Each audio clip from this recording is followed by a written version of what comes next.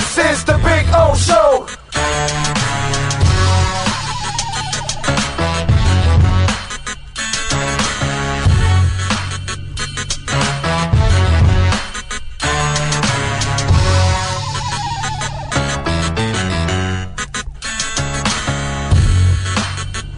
This is the Big O Show. This is the Big O Show.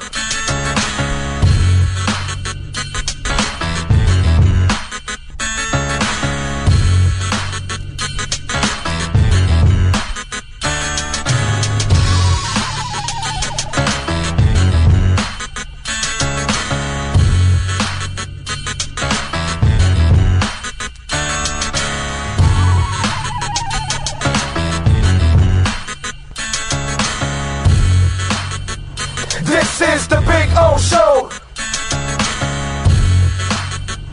This is the Big O Show. This is the Big O Show.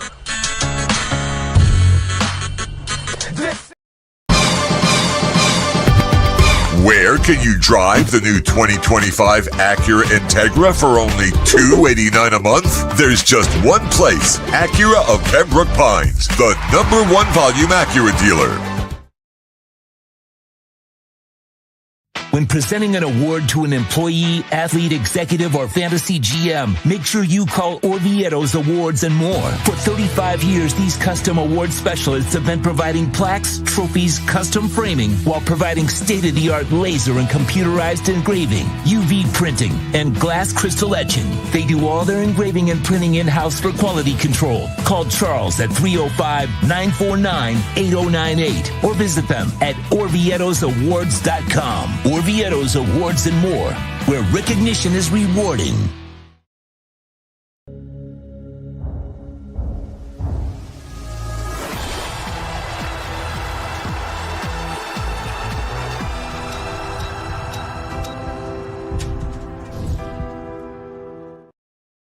For over 16 years, EJDconstruction.com has provided South Florida residents quality craftsmanship, accurate project management, and exceptional service. That's why EJDconstruction.com is an A-rated member of Angie's List and the Better Business Bureau. When you're looking for the right custom home builder for additions or home remodeling, please call my friend Eric at 305-433-4843. That's 305-433-4843 for EJDconstruction.com.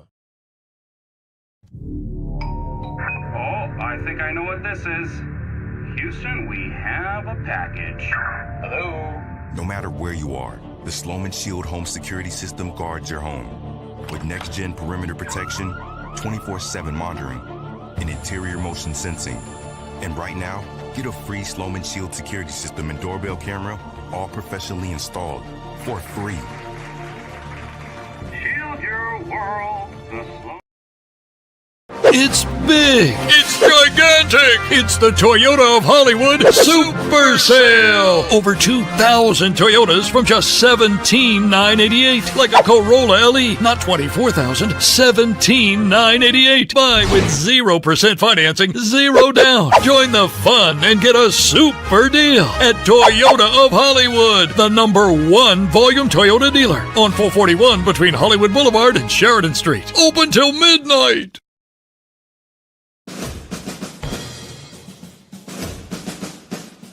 It starts every morning before the sun comes up. Projects are laid out. Plans are made. Equipment is fueled and loaded with inventory to handle all service requests. Orders are given to an army of skilled landscape maintenance professionals, certified arbor trimmers, irrigation technicians, and licensed pest management experts who fan out to communities and businesses all over South Florida. Experienced, on time, and dependable. Our staff is fully trained, licensed, and insured. Contact us by phone, email, social media, or through our website to answer all your landscape questions. We are Cutter's Edge. Total Landscape Solutions.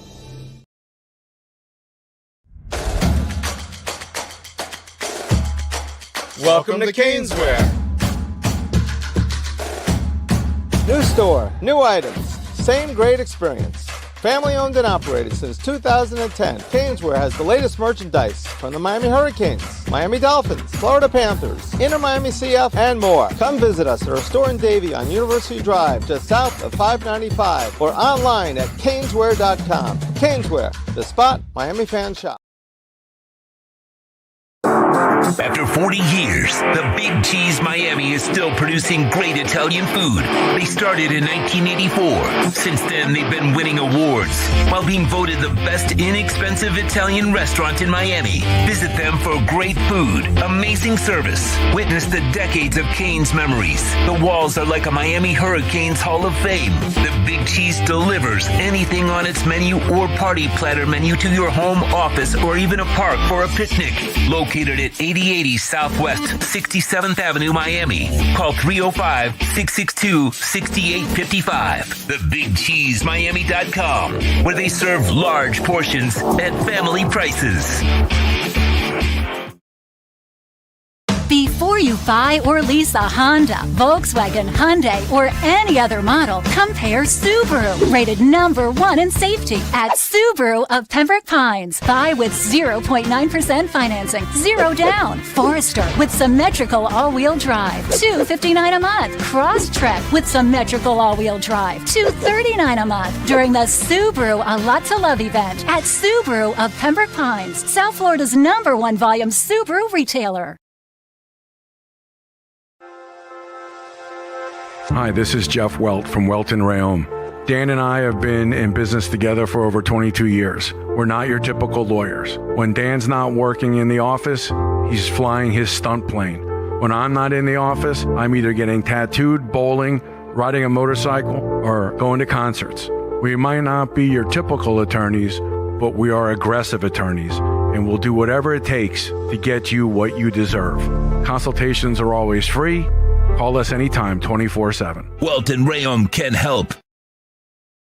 When it comes to your smile, confidence is so important. At Moody S Dental, they provide the services to get your smile back. This family-run practice prides itself by offering the latest technology to give your family the best experience possible. Moody S Dental has been in business for over 30 years with offices in Hialeah and Plantation. They accept most major dental insurances. They provide free new patient exams, 20% off select treatments. To qualify, please follow us on Instagram at moodys.dental. Moody S Dental has been in business for over 30 years. To schedule an appointment in Hialeah, call 305-821-0231 and Plantation 954-692-6825. From Invisaligns, dental implants, same-day crowns, and the preventative care and preservation to get your smile back. Go to moodysdental.com to find out more and tell them Big O sent you.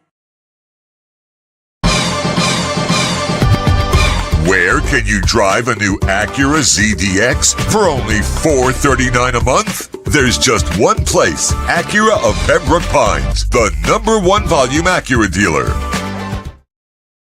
South Florida, listen carefully. Osmani Garcia with Omega Realty Group is changing the game. He's not just listing homes. He's guaranteeing to sell yours in 30 days or less, or he'll buy it himself. No excuses, no delays, no fine print games. This is real. If you're serious about selling, call 305-440-1990 and see if your home qualifies. Osmani Garcia delivers results. Osmani Garcia, the home of the 30-day sale guaranteed, where guarantees are backed by action. Call now, don't wait. This market won't wait for you. Restrictions apply. Call 305-440-1990. If you're looking to take your home or business to the next level, then RM Contractors and Custom Drywall can assist you. RM specializes in new residential turnkey, new commercial turnkey, home and office remodeling. Call them for free estimates. Serving all of South Florida, licensed and insured. Call Ray or Mike, 305-345-3649. You work hard to create the perfect atmosphere. You dream it, we'll build it. RM Contractors and Custom Drywall, 305-345-3649. Or Instagram at RMC Fisher Island. The viewpoint statements or beliefs expressed on the following program by the host, guests, or callers are not necessarily the opinions of FantasyXS.com, Media Group Inc. ownership, management, sponsors, or website. When it comes to South Florida sports teams. Very few in the media have witnessed, lived, and covered it like the Big O. Let's start the program dedicated to your favorite South Florida teams with a passion that's unmatched. The Big O Radio Show is on. Here's the Big O. Good morning, boys and girls. Yes, sir. Welcome aboard. It is a Tuesday. It is April 8th, 2025. We await we got the draft in a couple of weeks. We got the Heat winning last night. We got the Panthers winning, getting on the ice tonight. It's really about surviving. Gators winning the national championship. I'm sure Frankie is happy somewhere out there. And Inter will be back in action tomorrow against LAFC. So we got that. We got some stuff. No, nothing big on the Dolphins side, although there's some stuff I want to entertain myself with, I guess, that we'll get into. What else? A couple of news and notes. As always, David Furones will join us at the bottom of the hour. So all kinds of good stuff going on. I see Frankie already there. Congratulations, Frankie, as his Gators end up winning the national championship last night. I tuned in right at the end, like the last couple of minutes. Again, I don't really give a shit. So I didn't bother to watch the game. I kind of watched towards the end. The poor kid had the brutal turnover and all that. So, but yeah, Gators end up winning. So happy for you Gator fans out there. Have a great day. Enjoy yourselves with the national championship. See? Oh, no, that's nothing serious. Okay, just looking at some news there that just came across. Anyway, he got it done last night, 117-105 over the Sixers. It was at 14.5. Remember when I told you yesterday you would have won if you would have taken, the points. I know it went down to like 12.5 or something like that, or 13. So you still would have won because they won by 12. So they didn't win by the points. But yesterday we had it at 14.5. We told you, hey man, I saw it that yesterday in the morning, and I said that's one that I would take because of the injuries and all that kind of stuff. Tyler played yesterday, and he had 20 points. Khalil Ware, boy, for fantasy players, right? Down the stretch, this is a bonus from 19 points, 17 rebounds, a block also along the way.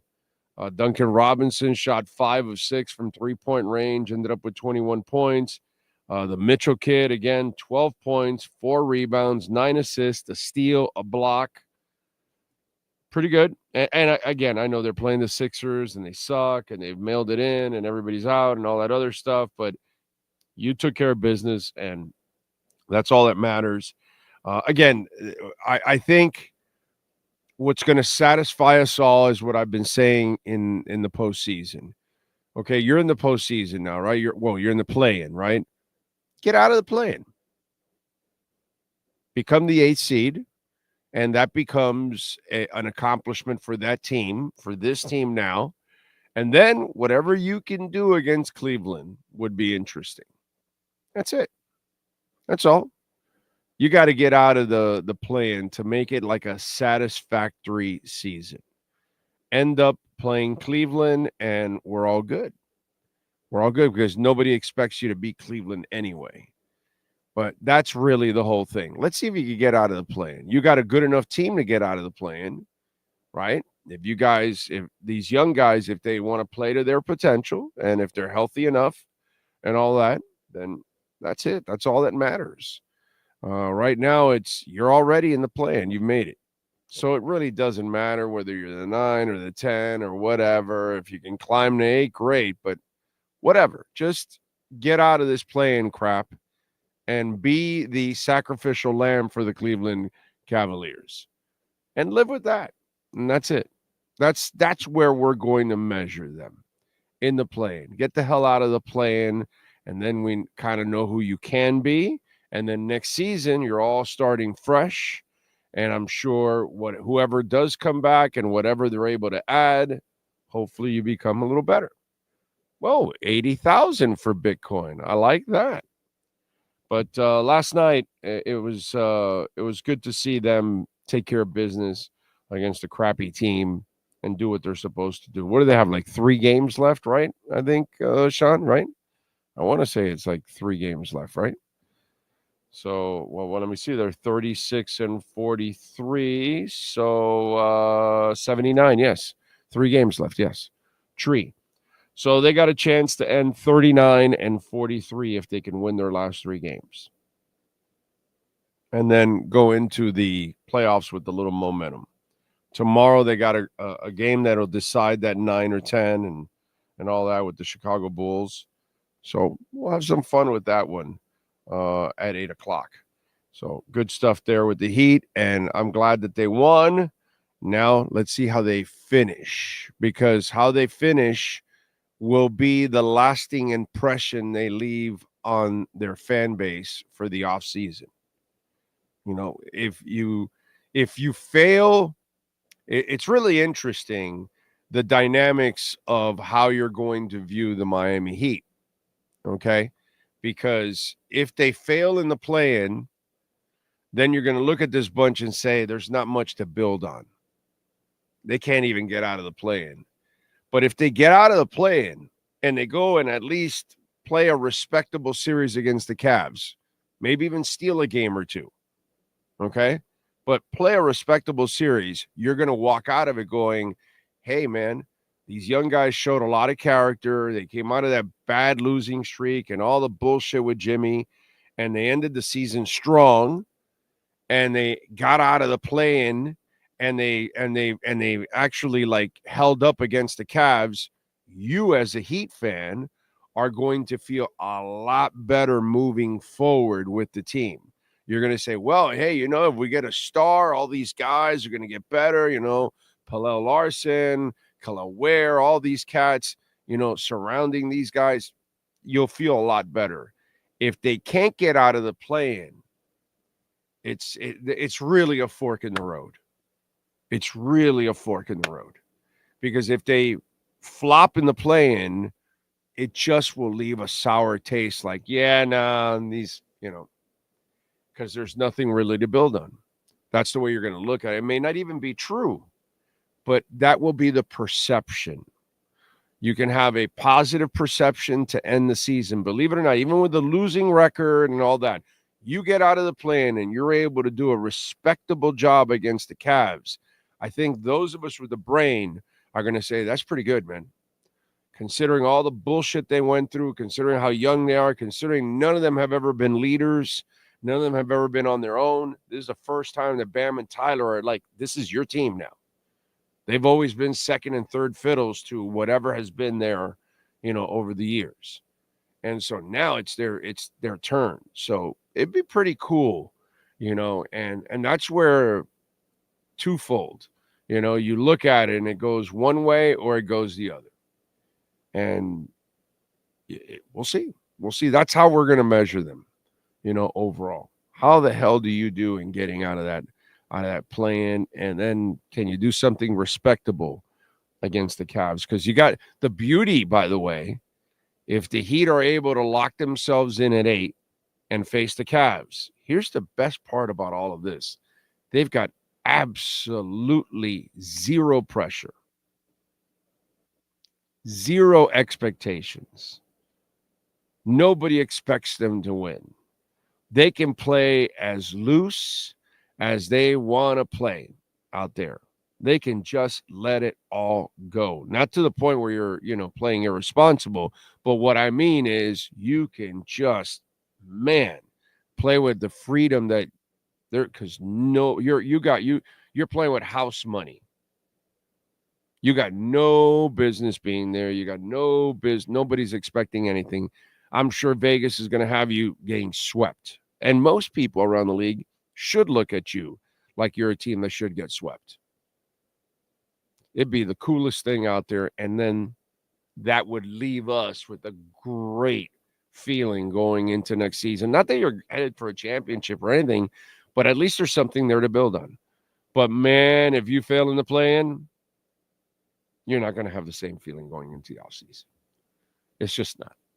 It's going to be a lot of concern, a lot of doubt, a lot of finger pointing, and all kinds of stuff. So I'm hoping that somehow or another, that not only do they finish strong, but they do what I told you, that they get out of that play-in and at least they do a respectable job against Cleveland. That would be cool because that allows me to feel better about this young group, and by the way, for the team's sake, the rest of the league will look at them differently too. And so value goes up, even if you are to make a deal or something, players are more valuable too. All those kind of things weigh a lot on some of that stuff. Let's do a little roll call. And by the way, before I do a little roll call, Subaru of Pembroke Pines, we are going to be there the final Wednesday of the month, which, by the way, happens to be the final day of the month. That's pretty cool. It'll be on the 30th.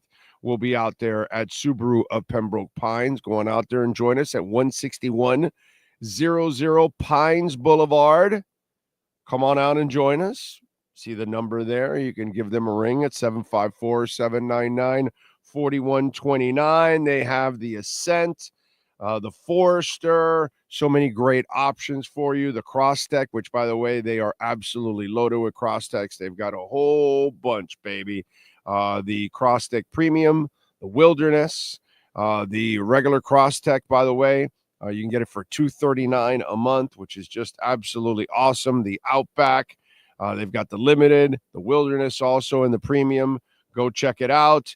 The Legacy, you can get it for $279 a month. The Legacy Premium, that is.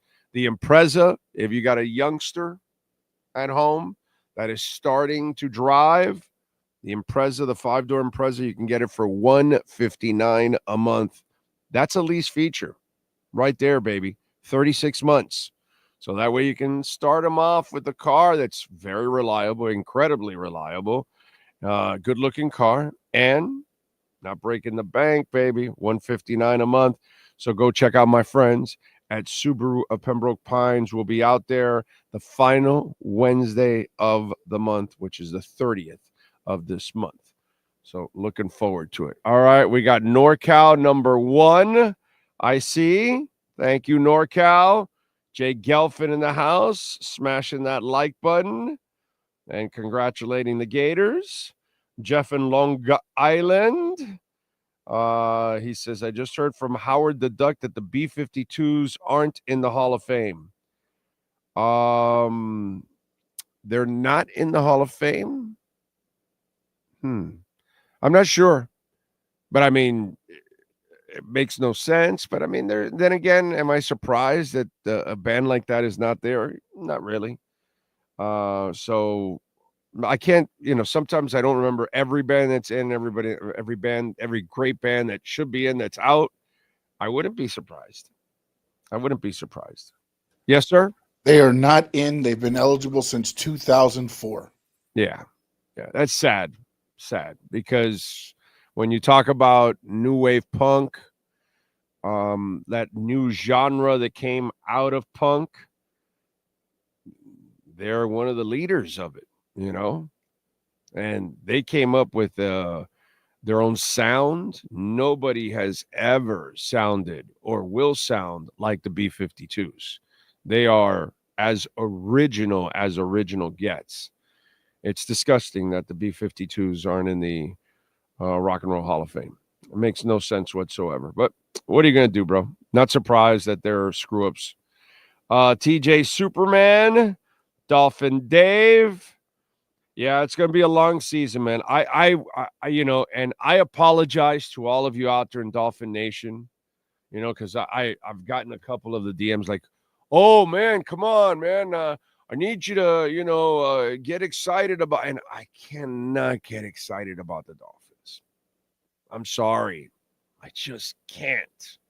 And I've gotten a few of those already, DMs on whatever, dude, Blue Sky and X and Facebook, and it's like, I'm sorry. I would love to be super excited about the Dolphins and all that kind of stuff, and I'm just not at all. There's no part of me that has any excitement for the Dolphins. I am scared of this season. I hope I'm wrong. You know what it is? It's kind of like Trump and the tariffs. It's kind of scary.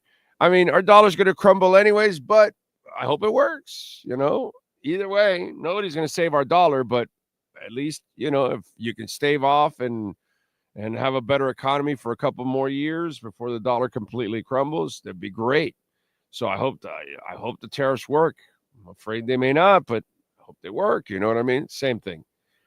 I don't think McDaniel knows what the hell he's doing, and I don't think he'll ever be a good coach, and he's proven that to me 3 years in a row. So I'm terrified of this season, of another disastrous season and all that kind of stuff. And I just apologize that I cannot lie to you. I'm just not that person. Just not that person. You know what I mean? I'm not going to lie to myself. Oh, yeah, let me get excited about these young Marlins.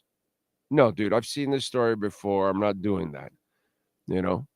I didn't get attached. I stopped doing it, by the way, with the Stanton group. I didn't get attached to Stanton and Yelich and Ozuna and all those guys. I watched when the kid would pitch every 5 days. Then he unfortunately killed himself in that boating accident, and I barely watched them. I did not get attached to those players. That's the Marlins group that I stopped getting attached to from there on. So I stopped falling for the banana in the tailpipe a while back. So, and that's just me, because I can't bullshit you guys. Anybody that's known me knows, and now I haven't talked Marlins. I don't talk Marlins last year, and I won't talk Marlins again this year either. They won't exist on this show. I don't care whether they win or lose. They don't exist in my book because they're not even trying. So I'm not going to lie to you and try to create something out of the Marlins that doesn't exist. I can't do that with the Dolphins this year either. So I see everybody, oh, who do we pick at 13? Yeah, so I want an offensive lineman. Does that mean anything? Even if they get my guy Membu, does it really mean anything? Does the guy that coaches him know what the hell he's doing? No. Mike McDaniel isn't going to make Membu and everybody else better, because that's not who he is. So why should I get excited? You know what I mean? I can't do that. I can't lie I'm not lying to myself and lying to you guys just because I want you to get excited to watch the Dolphin content or listen to it. You know what I mean? No, if you want to watch it or listen to it, you're going to hear the honesty. Hey, man, wow, they're doing fantastic. A lot better than I expected. This is great. This is awesome.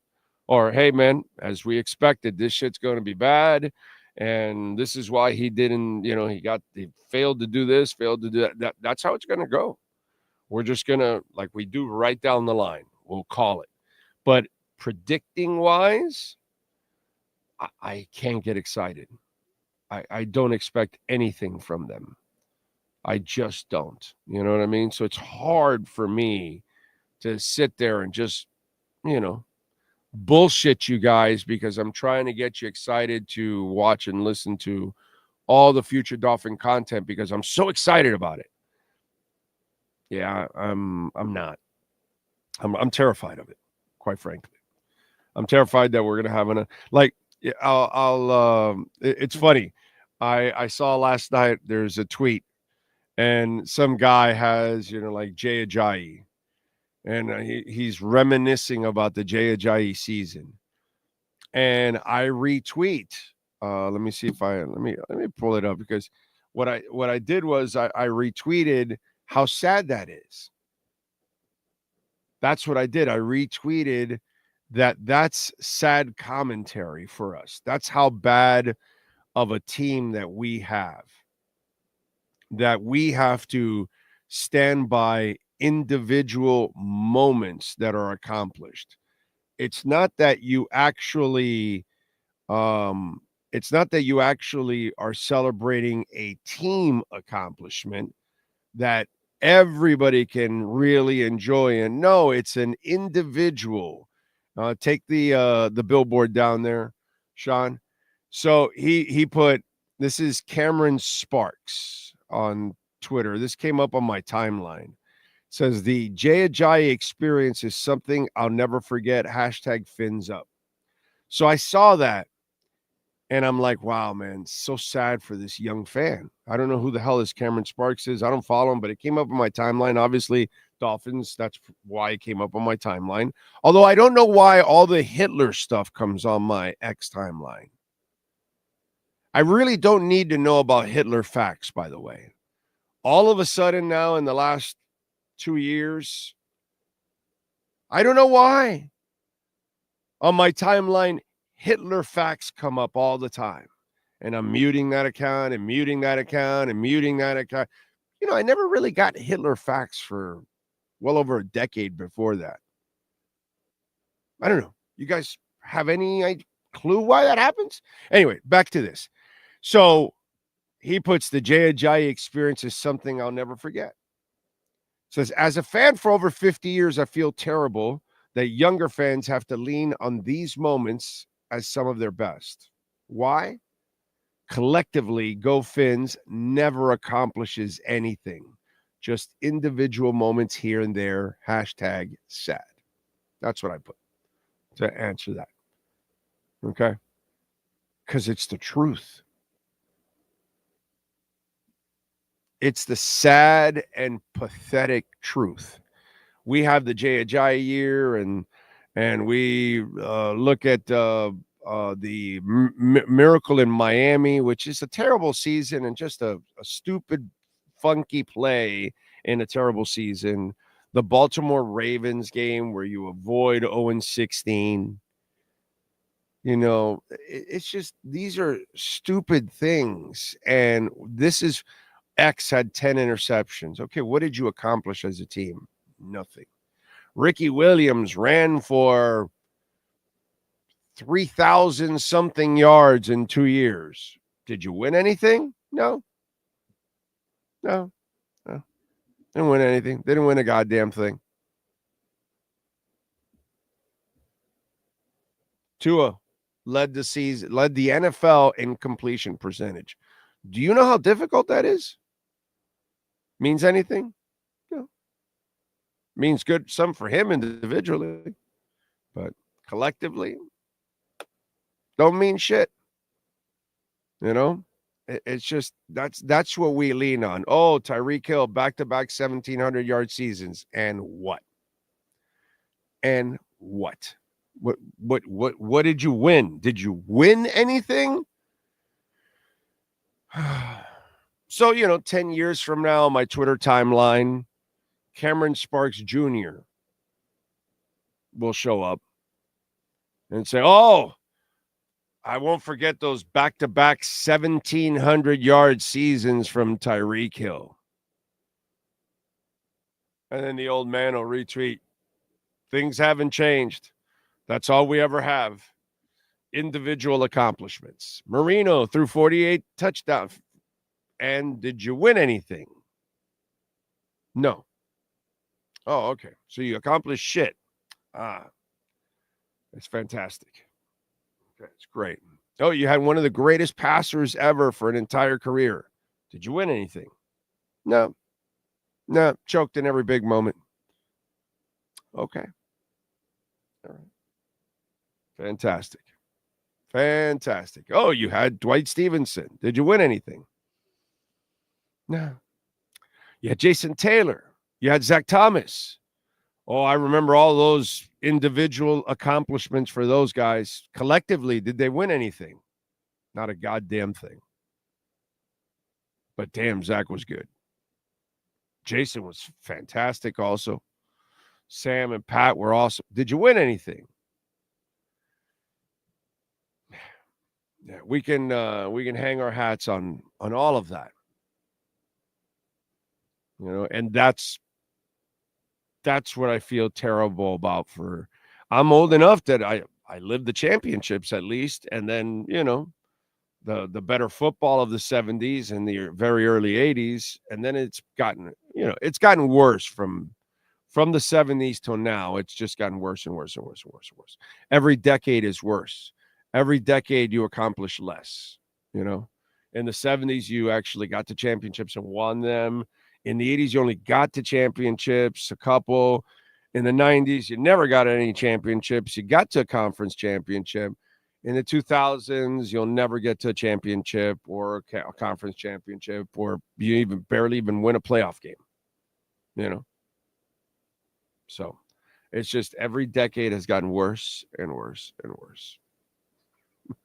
We accomplish less and less and less. So we have Cameron Sparks of the world just living on, wow, that Ricky Williams year. The dreadlock demon, as Howard would call him. It was a great name, by the way, Howard. Nice job by you on that one. But, that's what we have. Jason Taylor, Defensive Player of the Year with Nick Saban. Did you win anything? No. And that's the part that sucks. As Dolphin fans, we can celebrate individual accomplishments. Collectively, we don't celebrate jack shit. Now, you'll celebrate if Osmani Garcia sells your home, and he has the guarantee right now, baby. Guarantee. He's the man that changes the game. He can guarantee to sell your home in 30 days or less, or he'll buy it himself. No excuses, no delays, no fine print. No fine print games whatsoever. This is the real deal. So if you're serious about selling your home, now's the time. 305-440-1990. See if your home qualifies. Call my guy, Osmani Garcia. This is the home of the 30-day guarantee, the 30-day sale guarantee. So call my guy, Osmani Garcia, 305-440-1990. I've known this man for 15 years. He's as good a human being as they get, and nobody will work harder for you than Osmani Garcia. So call him. Omega Realty Group. By the way, anywhere in Florida. So wherever you're watching or listening in Florida, Osmani can help you. Good people. Let's see. What else do we have? Marcella says we have to keep building the team through the draft. Good morning, everybody. Yeah. Oh, it's the broken record we talk about, man. Got to get the right coach, my brother. This coach doesn't matter what you get in the draft. One-Eyed Jack, Relentless 305, Jonathan Cagle, Frankie Fresco enjoying his champion, Lenny Pena. We're ready for the play-in for the third straight year, baby. Yes, sir. Alexis Palenzuela, True Fin fan. Big O, what would you attribute most to this turnaround for the Heat? Is it the combo of coaching and players? It's getting Jimmy out, bro. It's washing away all the bullshit, and finally these young guys can settle in, and everybody finds their role. And now that there is no more interruptions, everybody now has a motivation to do well. Because they've got to, that's their resume. You got to understand this. And this is a general comment, not to just you, True Fin fan, to everybody is what I mean. Every night you go out there, that's your resume. Every Sunday you play, that's your resume. I always love when they say to, in the NFL, like teams, like fans will say, oh, no, have the team tank. Yeah, no, of course, because the running back's just going to go out there and lollygag and get into it at the same time. Or they're professionals. They have to try because that's their resume. Then it goes on film, and then when they're free agents, it's like, what's this on film? We're helping them. Oh, really? You were trying to lose? Oh, that's an interesting concept. They're not going to do that. Players and coaches can't do that. Front offices, owners can talk about it. Fans can talk about it, but players have to be very careful doing that because that's their resume. So when the Heat gets rid of Jimmy Butler and all the bullshit is finally gone. Everybody got and the soap opera and all that, and then they got the 10-game losing streak and all that, and it's kind of like it's a rocky scene. Apollo's just pounding the shit out of him, and he's hurting and all that, and eventually Paulie figures it out, and he says, no, he's not getting killed, he's getting mad. And the Heat and the young players, to their credit, they got mad. They figured it out. And they figured out what they have to be. And then Bam and Tyler started to kind of take a lead role, dare I say. Not franchise players, but they have taken a lead role. And then the other guys have taken upon themselves to be the supporting cast and do what they're supposed to do. So the Mitchells and the Pallel Larsons and all these cats are doing all the dirty shit. They've got more guys that play defense. The Anderson kid has been more of a offensive team player. So now the Heat have a chef in the locker room. The Dolphins don't. McDaniel can't make a fucking salad. Spo puts Gordon Ramsay to shame, dude. Okay? He walks into the top restaurant and he's the chef and he puts it all together. And he makes the trades, right? You bring in the new players and he finds a role for Mitchell and for Anderson and for Pele Larson. And he says, Rozier, no, we're going to put you on ice. And I'm going to start putting the guys I need. And he started getting basketball players involved because Bam's a basketball player. Davion Mitchell's a basketball player. Anderson's a basketball player. So they're getting that along with the guys that hoop. And then he's mixed it all in because he's a chef. He understands what he has and how he can maximize it. The other guy that coaches the Dolphins doesn't know how to do this on a consistent basis. This is not Spo. And we've watched him do it with all kinds of rosters. And here he goes again. No stars. But now he's molding them his way. And they don't have any more bullshit. So they're clear of conscience. They don't have the star coming in and out. They don't have the questions. They don't have all that crap. It's his lead, his team. So, you feel awkward for a game or two playing without Jimmy because it's really not, you can't get comfortable. He's gone. Now they are who they are now. So this is pretty cool. That's what it is. It's just you've washed away all the bullshit. Frankie Fresco, thank you for the love on the super chat, sir. Says, I'm a Gator, but I would like the Canes to also be competitive in basketball. What do they need to get the program? Well, they got $7 million in NIL, bro. They got Jai Lucas from Duke. I don't know what more they can do. That's better than what I would expect them. So we'll see. We'll see. Would be nice to steal the Boozer boys. I don't think that's going to happen. All right, let's do it. Let's talk a little football. David Furones and our Welt and Rheaume Miami Dolphins report. All rise, football fans, as the Welt and Rheaume Miami Dolphins report with David Furones is in session. Welt and Rheaume has more than 62 years of litigation experience handling insurance disputes. They are committed to resolving even the toughest insurance claims quickly. Call them for a free consultation. 954-966-4646. Here's Miami Dolphins insider David Furones. All right. How you doing, baby? You doing good? I'm doing good, man. This past weekend, I was at Teron Armstead's retirement party, and that was some cool vibes. He had Wynwood Walls shut down, as he called it, a career. A great career, for him. Obviously, always fighting through injury. We'll say what we'll say about his availability, but he always made himself available as much as he could, considering what he was going through. And 12 years, 5 Pro Bowls, so really cool to take that in with him. Dude, Teron Armstead was Teron Armstead. A hell of a player when healthy. You knew that when you signed him, and that's exactly what you got for a few years. A guy that took like 2,200 and something snaps and allowed 5 sacks.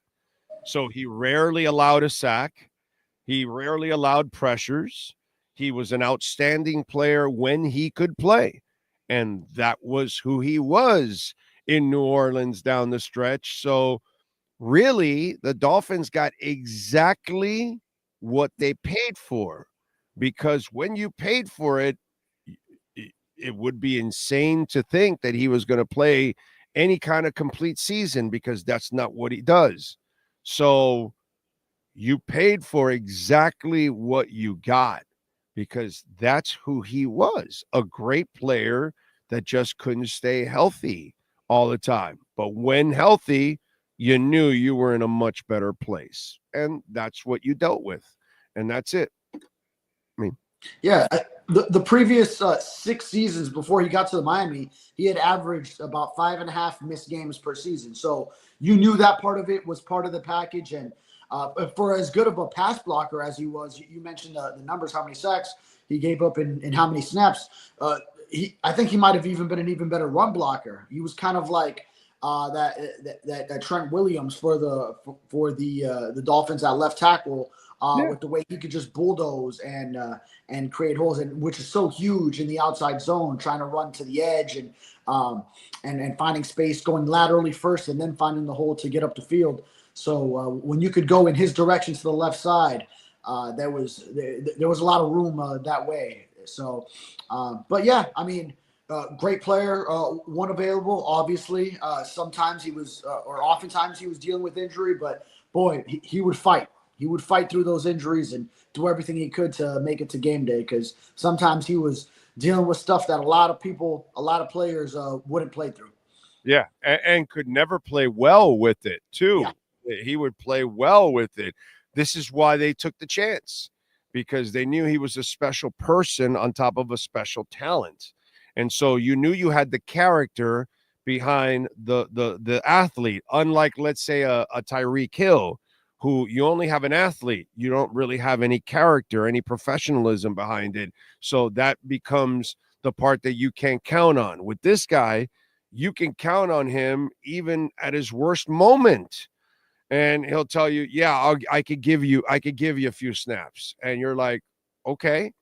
And you're going to count on him. You know, it's a freak thing.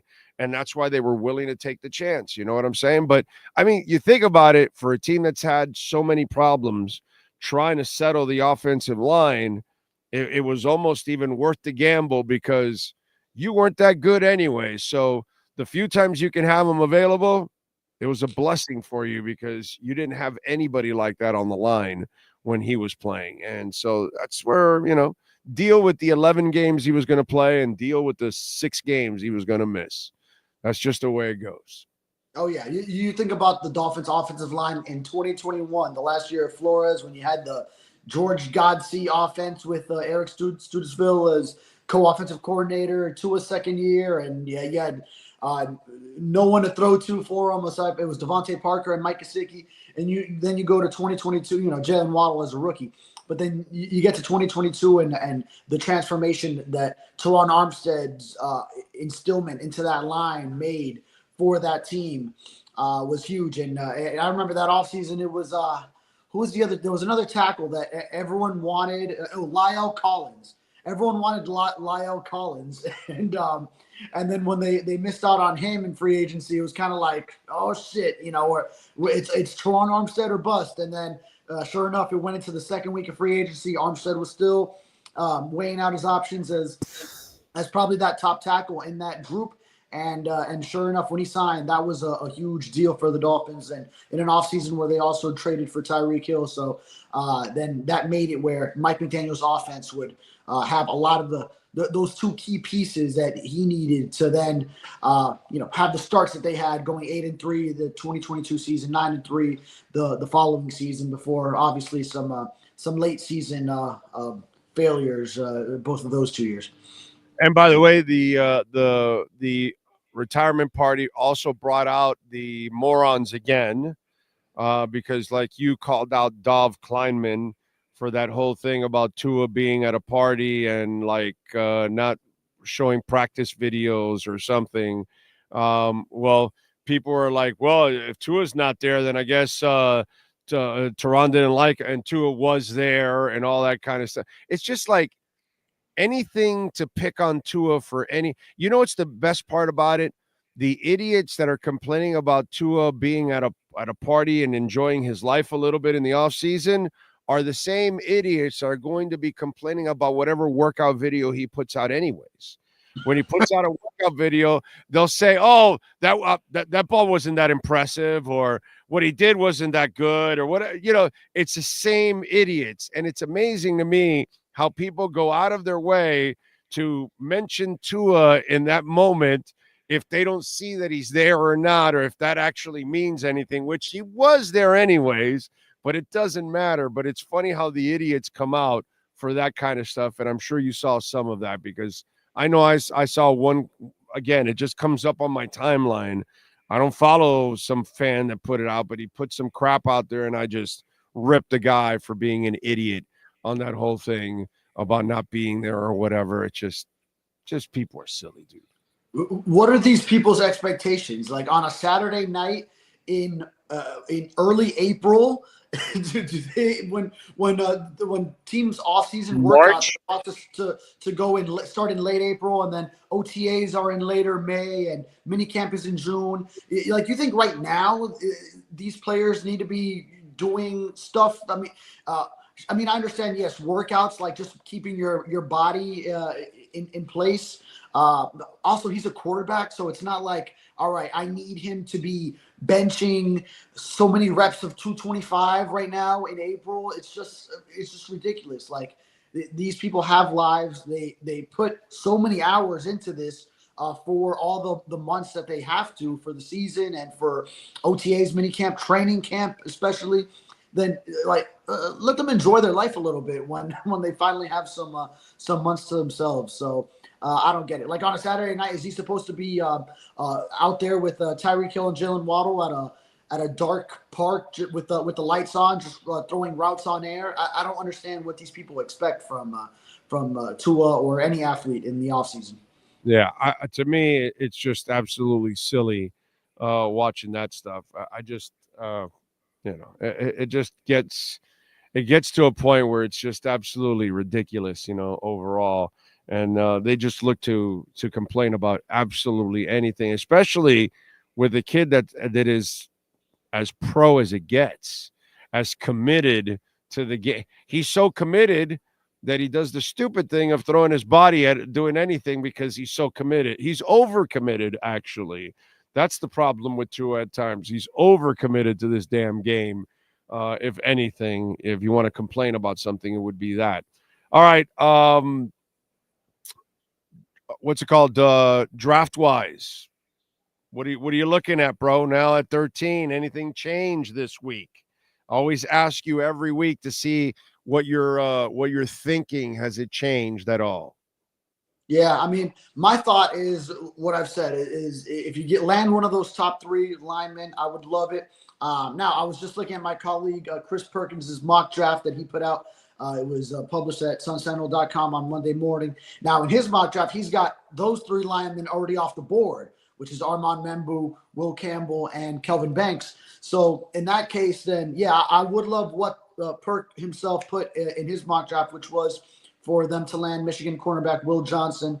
So that would be a great pick as well. Now, he did pick him also with Penn State tight end Tyler Warren still on the board. So there would be a decision there, but because Tyler Warren just seems like such an incredible talent. But you do already have your Jonnu Smith, and you added an inline blocking tight end in Farrell Brown, and you're developing Julian Hill. You hope he did cut down on his penalties later in the year last year, and you hope you can get some more out of him with another year in the same system. But yeah, Tyler Warren would be great, but I would agree with that Will Johnson pick to get that number 2 cornerback, have him learn behind Jalen Ramsey, and in a system where other guys are moving around. Ramsey, the new safety, Fatu Melifonwu can move around. Maybe you don't give him too much on his plate early on. Just cover the man in front of you, cover one side of the ball on the field, and then just let him, as possibly, aside from Travis Hunter, than the most talented cornerback. Travis Hunter, of course, plays both sides of the ball, but as far as just true corner, then that could be an elite talent that you're drafting there. So I would love that pick as well. Okay, all right. I think one of the linemen is going to be available.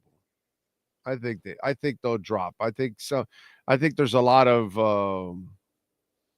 bullshit out there right now about different players. When it's all said and done, I think some other ones they'll end up taking other players that aren't going to be offensive linemen, and it'll push some of those guys back down a little bit.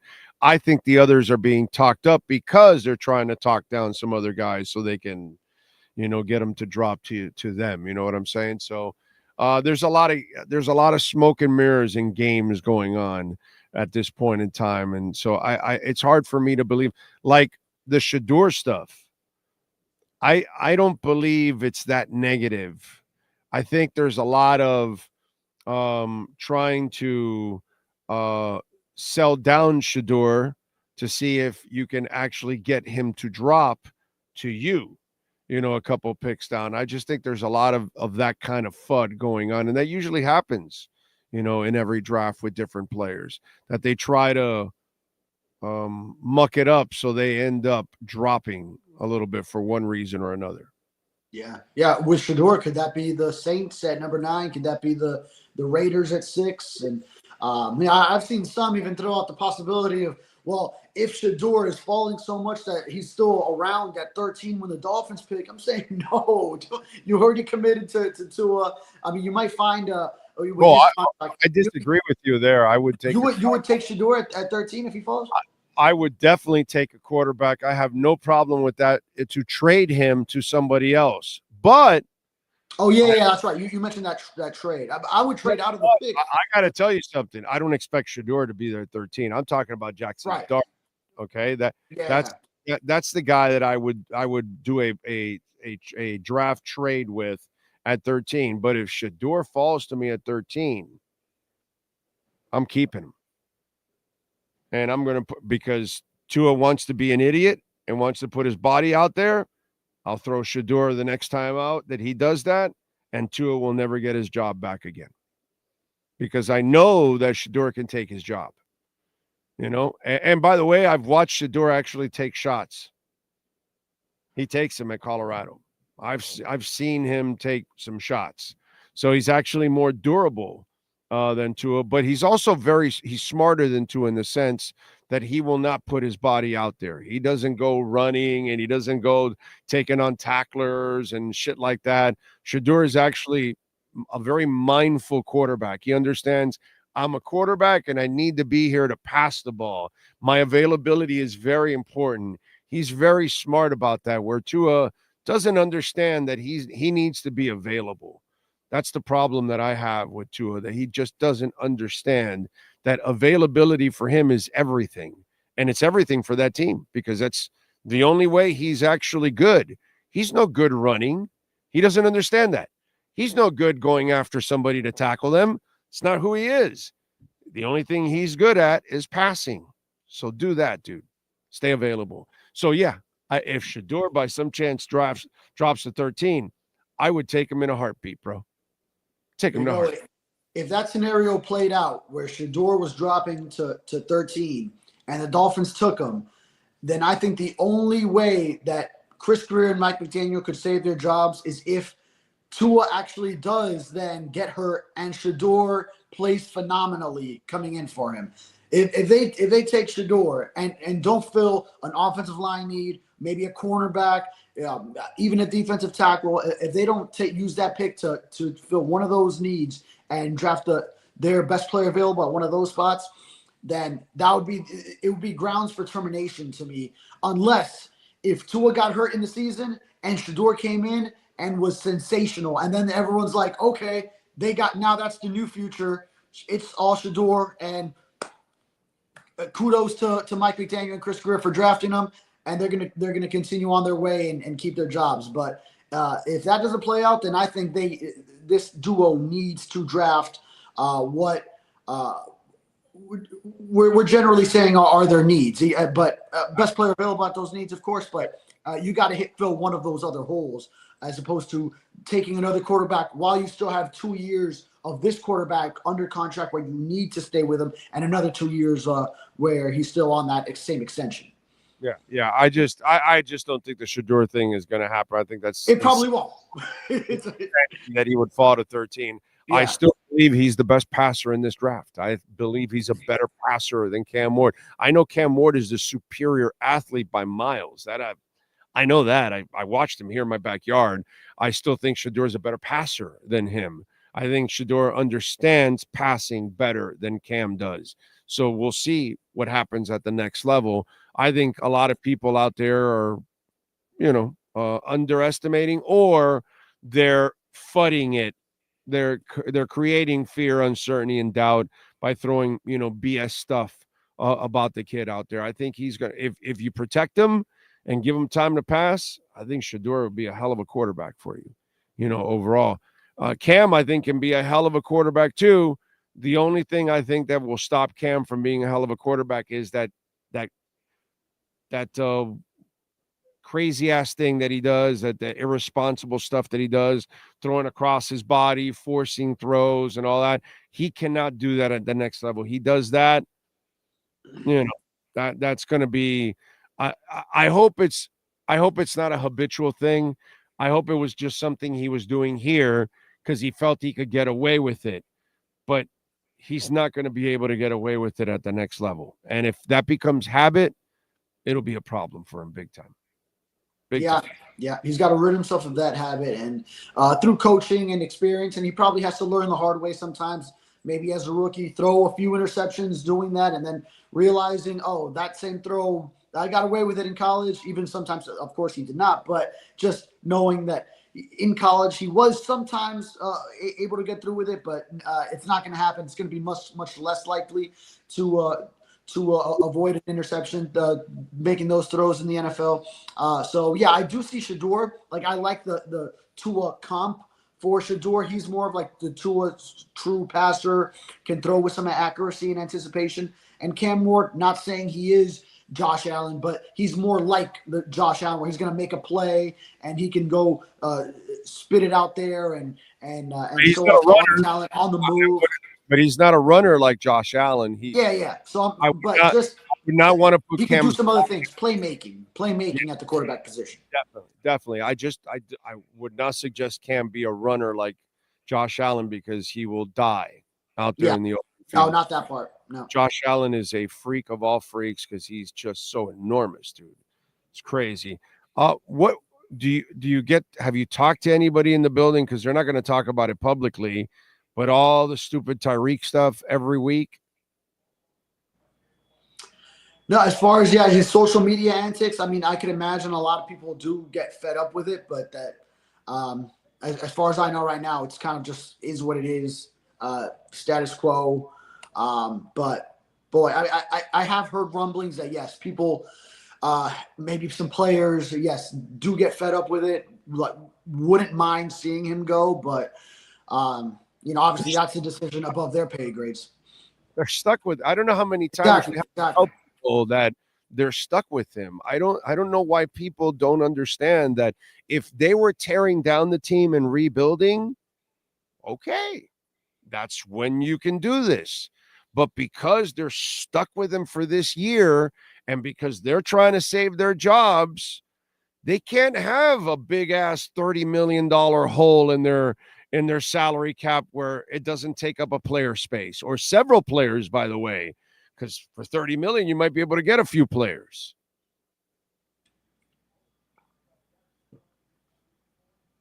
Did you get that? Did he freeze? Sorry, I lost you for a second there. I thought you were still talking. Maybe a no. I said that the Tyreek thing that people don't understand, that if they were tearing down the team and rebuilding, then you can trade them. But at this moment, they're stuck with them because if you trade them, then you got a $30 million hole in your cap, and you can't use that money for players. So it sucks. Yeah, exactly. And it's not a rebuild that they're doing by any stretch of the imagination. Now, yes, you did lose Calais Campbell, which you just had for 1 year. So it's not like he was part of the core that you had from the previous 2 seasons. You had him for a year, and then he moved on. And Teron Armstead now retiring. I mean, you lose about 30 years of NFL experience with those 2 alone. So that's a big leadership void. But just because you lost those 2 players, it's not a rebuild by any stretch. It's still offensively, you still have your Tyreek Hill, Jalen Waddle combination with Tua Tagovailoa at quarterback, and you're rolling with Jonnu Smith at tight end. That forms sort of like and Devon Achane behind him. Then that sort of forms like your core of offensive talents. You're building that offensive line now with Patrick Paul being the new left tackle and James Daniels, the insertion of there. You're going to probably find some more guys in the draft, preferably early on, hopefully that first-round pick. And then on defense, you're led by Jalen Ramsey. Jordan Brooks at linebacker is going to take a huge leadership step where I think he has all those tools as far as just his personality in the locker room. And then now as sort of the guy, along with Zach Sealer, of course, that those 2 guys will create a big leadership stand there for the defensive side, especially now that Jordan Brooks will have a second year with this team, and probably seeing how Calais Campbell did it in his 1 year here with the Dolphins. So it's not going to be a rebuild. You stick with the same core. It's some pieces coming out, some pieces coming in. And you hope that some of the pieces that you're developing, like last year's draft class and the draft class that's coming in, can help you. And you hope you stay healthy.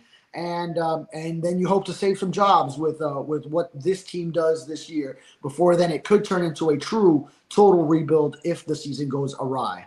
Yeah, no, I think they have to win and get in the playoffs and win a playoff game to save their jobs. I think that's what's going to end up happening. Even just making the playoffs, I don't even think will be enough to save their jobs. And again, I don't think personnel has been bad, but coaching has been absolutely horrible, and personnel hired the coaching.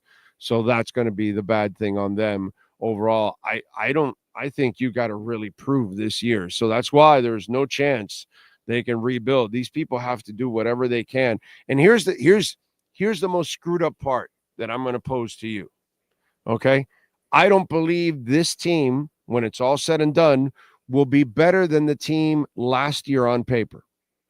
So that means that Mike McDaniel has to be the best coach he's ever been, and he's never proven that so far in the first 3 years.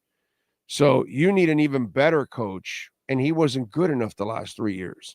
It's hard for me to expect that, to be quite honest, because I don't believe you're going to be as good this year as you were last year. I agree. On paper, not as good. And the other thing, though, that can save you is those 6 games to a missed. If he's not missing as much time, then you can find some more wins that way.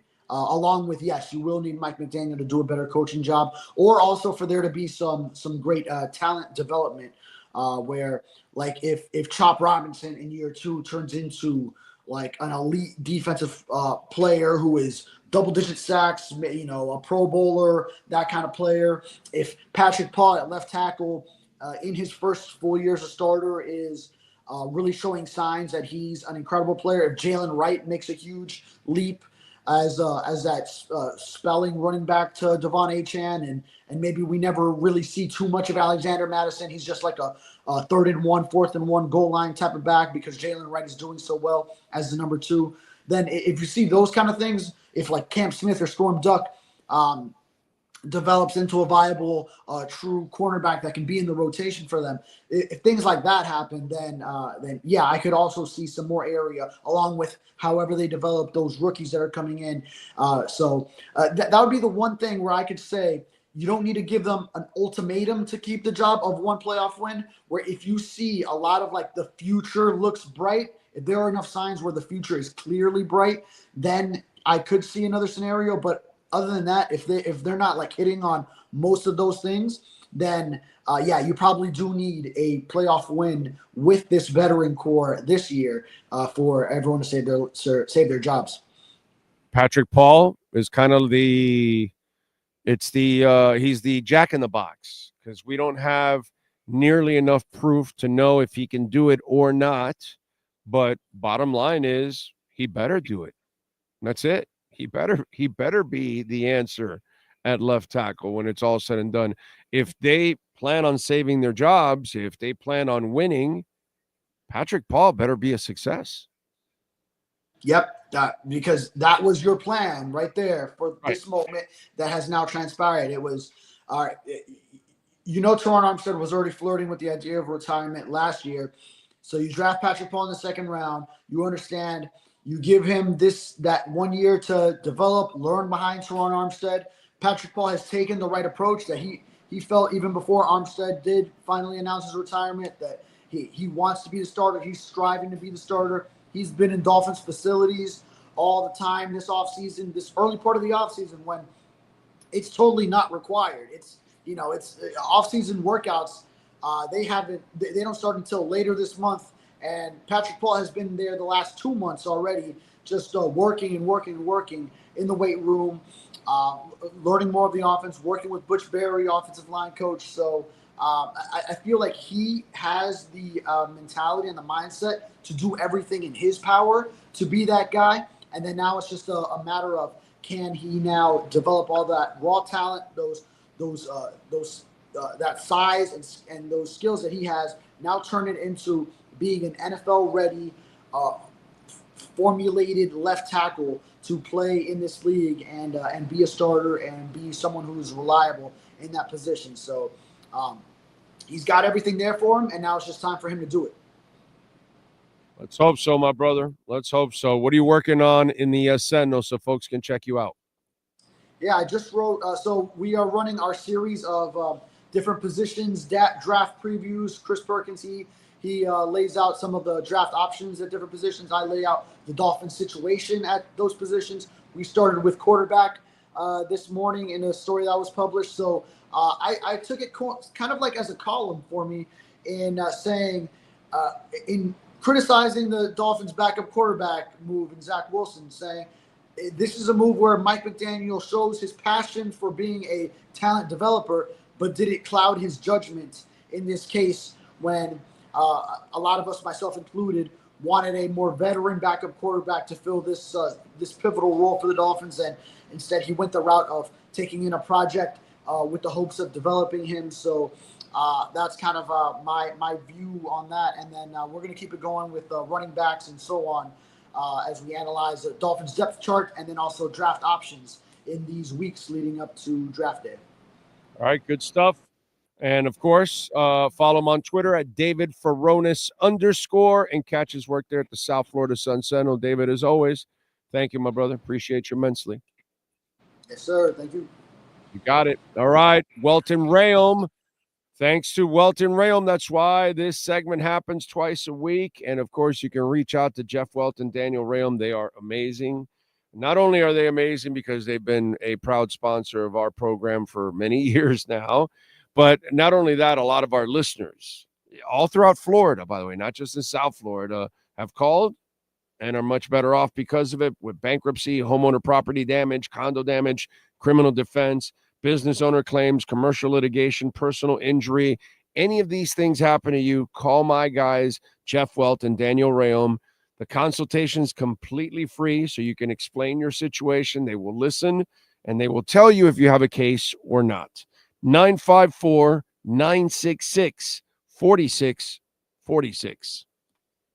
This has been another session of the Welton Rayom Miami Dolphins Report with David Furones. At Welton Rayom, they don't get paid unless you win. They handle complex personal injury claims caused by the fault of another in both state and federal courts. They handle auto, trucking, motorcycle slip and fall, and bicycle accidents. Call 954-966-4646. Welton Rayom can help. Remember, you can make a donation, Cash App, or Venmo at Cash Big O Show. That is Cash Big O Show, Cash App, or Venmo. Ho Yoon, thank you, sir. You are truly amazing, as always, for the donation. Thank you, thank you, thank you. Your dedication is second to none. I appreciate you immensely. He just puts, have a great day. Thank you for the donation. Every week, man, I can count on you. That's amazing. Adam Pinkser, thank you also for the donation on Venmo. Says, oh, I know the NCAA tournament isn't what it used to be, but winning national titles never gets old. I nearly had a heart attack last night, but I'm so happy for the Gators. Pinkser, of course, is a Gator fan, just like Frankie and a couple of other yous out there. So congratulations to you, sir. Adam, Frankie, all of you out there that are Gator fans. All right. Congratulations to you all out there. And remember, Cash App or Venmo at Cash Big O Show. That is Cash Big O Show, Cash App or Venmo. And you can make a Bitcoin or Ethereum donation, which we all appreciate. By the way, on Venmo, hold on. Okay, I got to change. On Venmo, you can make a Bitcoin, Ethereum, Solana, and Chainlink. Okay? So we've had Bitcoin and Ethereum donations. I'm a Solana and Chainlink guy. So on Venmo, if you want to make a Solana or Chainlink donation, be greatly appreciated also. So how about that? So Bitcoin, Ethereum, Solana, and Chainlink on Venmo. We're gonna have to add. You got to make a new one now, bro. You got to make a new one for Venmo. You got to add Chainlink and Solana to it now. Because on this show, you can make Chainlink and Solana donations. We will gladly take that. So there you go. So we need somebody to break the ice on that one. Anyway, Cash App or Venmo at Cash Big O Show. That is Cash Big O Show. Thank you as always. And for those of you out of town or out of the country, that is, I'm sorry, you can also make a donation through PayPal too. And we appreciate that. And remember, we're trying to go to Spain. We need to go to Spain. This is the one game that could be special this year. I don't know if we're going to have a special season, but this game could be special. They say it's Dolphins and Bengals in November 16, I think it is. So when they do announce it officially, we'd like to go out there for the week, cover it, do our first international Dolphins bar, because we broadcast it from Dolphins bars all across the country. We haven't done one internationally. This would be our first one. I thought it would be England, by the way. It still might be England because we may not be able to collect enough to get to Spain, but you can help us. So there's the QR code.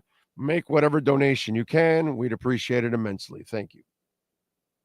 Thank you. Thank you. Thank you. James says, Big O, it's pretty simple. If Tua stays healthy, you can make the playoffs. If he doesn't, they don't. That's it. Yeah.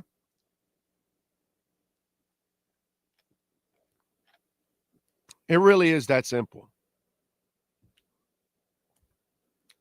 But we'll see. We'll see. What else do we have? Our Dolphins have been a tragedy for a long time. It's sad to remember. It's just sad to remember moments that don't mean a thing, right? Ricky rushes for all those yards for nothing.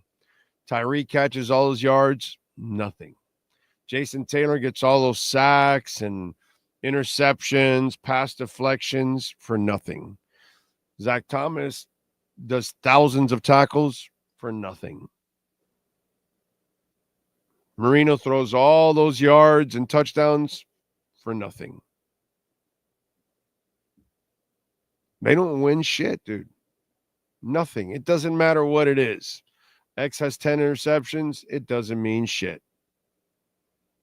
Tua's in the MVP race. Doesn't mean shit.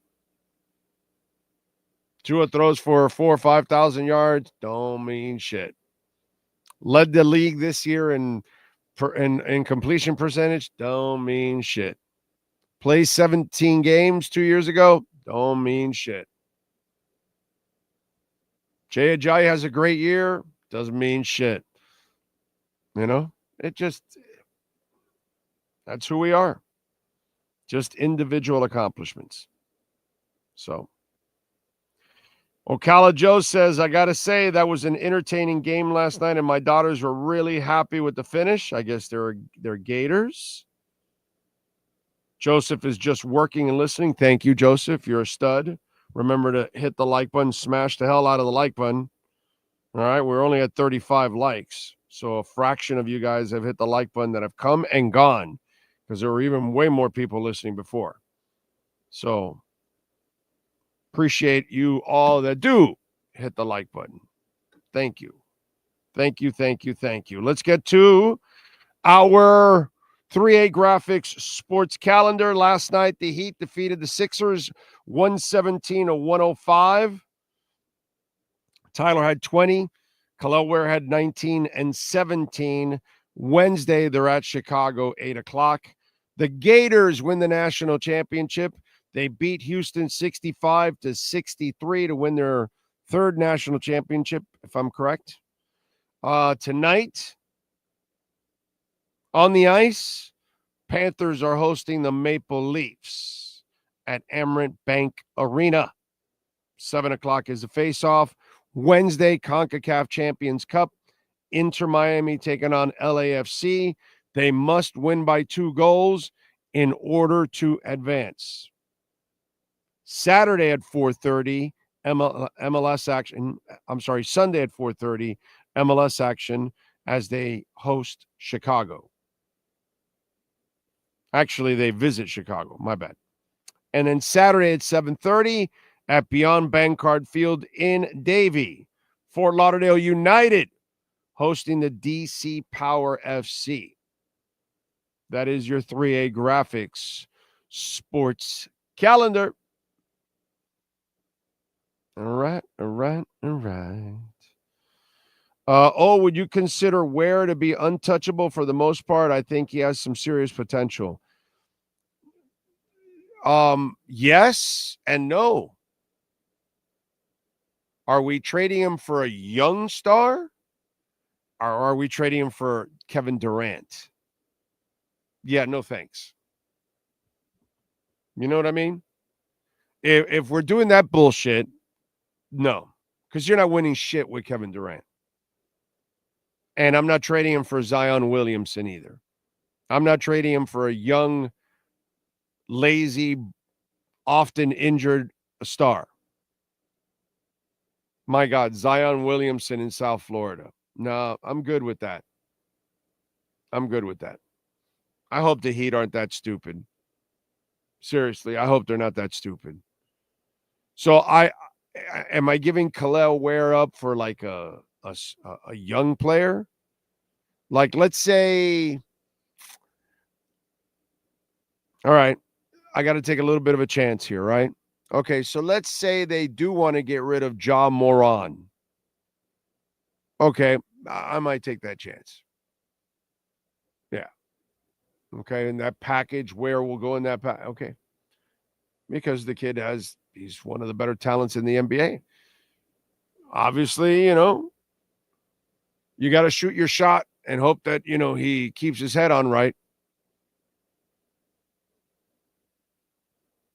But you are shooting your shot.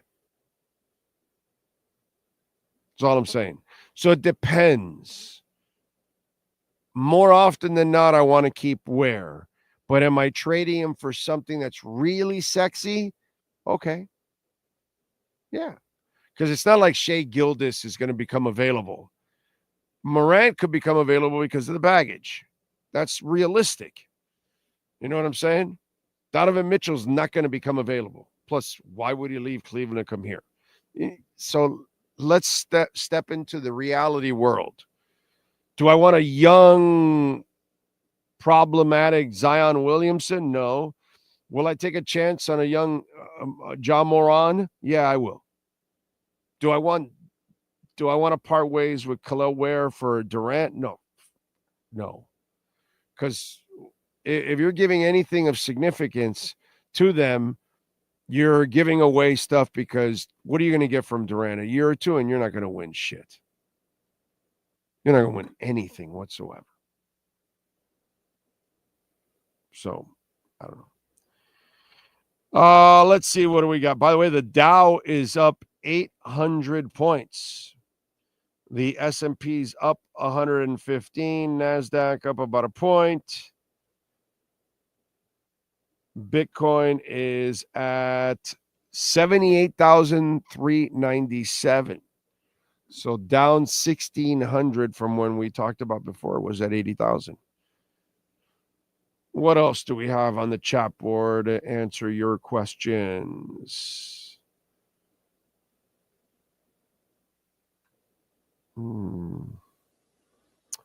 Let's see how we had the greatest pure passer the game has ever seen, shattered every meaningful record. What did we win? It's just sad to be a Dolphins fan, man. Mediocre always, yeah?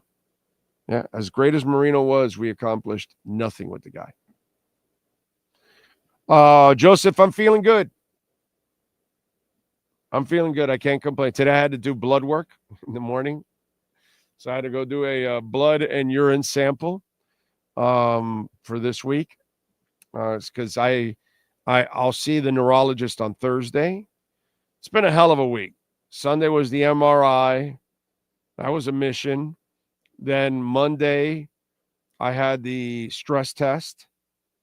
And by the way, the stress test came out normal. Now, I still have to see my physician. You know, my cardiologist will go through it all and all that stuff. So he'll give me like the final word of it. But on the, what's it called, patient portal, they told me that, you know, you'll see at least either normal or abnormal. Well, I didn't get abnormal. Okay. Reference. Anyway, see who gets it. So I got normal. So that's good. So on the stress test, because that's for the stents in my heart, since I have 3 on one artery, 2 in the other, I had to have that stress test. And, you know, you have to have it every couple of years so I can make sure that everything is working kosher.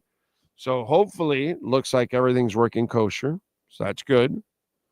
Then Thursday, the neurologist will go over my tests from Sunday. So hopefully I'll get a clean bill there. The people that took the pictures told me the pictures look good.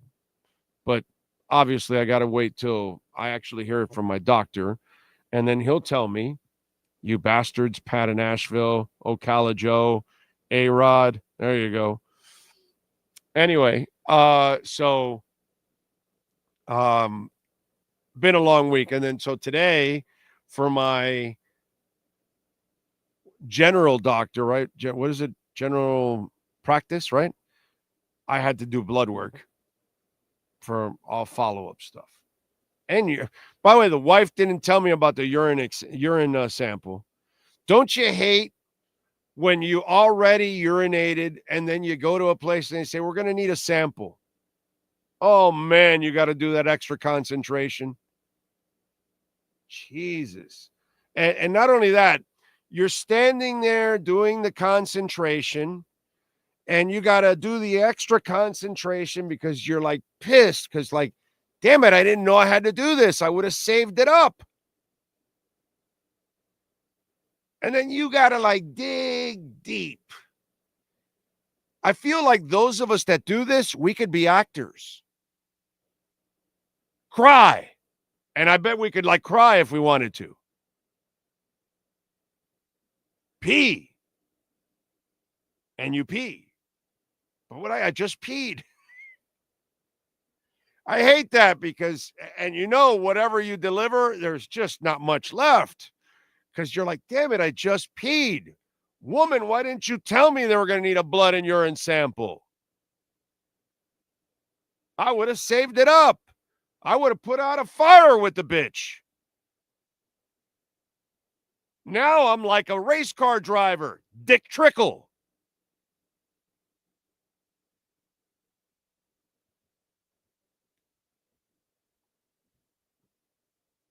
So that was my morning.